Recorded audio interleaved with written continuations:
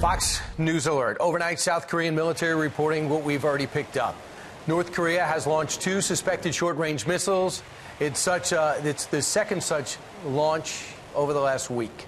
Robert Charles served as Assistant Secretary of State for George W. Bush administration, joins us right now.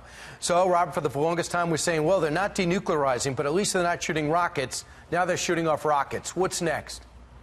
You know, I think what this tells you is that they're putting off the hard decision, and they really need to keep 3 things in the front of their minds because they're pivotal for them. One is nuclear weapons are a dead-end street for them. Ultimately, they would lead to a preemptive strike. They're never going to use them. The minute they put one on top of a rocket, it will be destroyed, and it would be catastrophic. And China needs to think about that, too, and for that reason, support the sanctions. The second big piece of this is that they have a conventional army. It's one of the largest in the world, and they need to sit back and think about the fact that any deterrence they need will come from that. The third is, honestly, as Mike Pompeo has said in the last week, if they pivot and do the Gorbachev pivot and move toward opening up their economy and getting rid of the nuclear weapons, it could be huge for them. They could get an increase of 100-fold, maybe 80-fold in their economic trade. So there's one direction that points them toward the light and one points to real darkness. This added missile launches and the idea of putting off the big denuclearization decision does not help them. At the end of the day, they need to bite the bullet, do it right, and get the huge economic advantages that come from that. Oh, they risk being shut down again, but I just wonder if it's a coincidence that they meet with Vladimir Putin. Next thing you know, rockets are going off again. Let's truth be told, Vladimir Putin can offer them nothing. The West can offer them everything, so they need to do the Gorbachev pivot and come over here toward the light. They want to get the natural gas line into South Korea, and to do that, they have to work out something with North Korea. Now let's talk about Iran. Yesterday, we upped the sanctions. It's not just about weapons. Now it's about metal. It's about aluminum, about steel, about copper. We're ramping up the pressure. In turns, Rouhani, the president, came out and said within 60 days we're going to begin to break the nuclear agreement that was still in place, even though we left it with our European partners. What's at stake?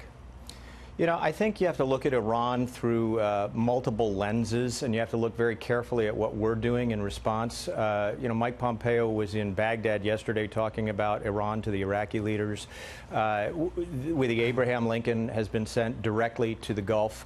I think we're sending 3 very strong messages to Iran. One of them relates to nuclear, but we're sending three really strong messages. One is we're watching you closely, and we know that you had a terrorist event by public reports on the way, either directly or indirectly, and we're gonna respond militarily if you undertake any kind of a terrorist event in the region. Same time, you know, we don't want to see a weekend like last weekend with Israel, Hamas, which is Iranian-backed, and another group in the Gaza Strip launched 600 rockets into Israel. We're not going to see that again. We don't want to see that again. The second big message is we want Iran to pull back in Syria, Iraq, and Yemen, where they're supporting destabilization and a civil war. And finally, I think the U.S. carrier battle group over there says several things that are long-term things. One is don't get into the business of creating and even contemplating nuclear weapons, because it will be a dead-end street for you, just like it would be for North Korea.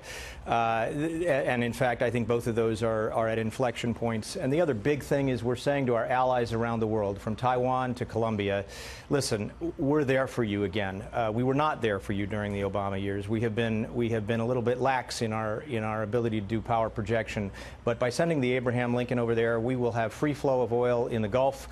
We will support the oil coming out of Saudi, and we support our allies. How close? Real quick, 10 seconds. Or 15. How close are they to breaking economically? Boy, they're getting really close, and I think that could break internally as well as externally.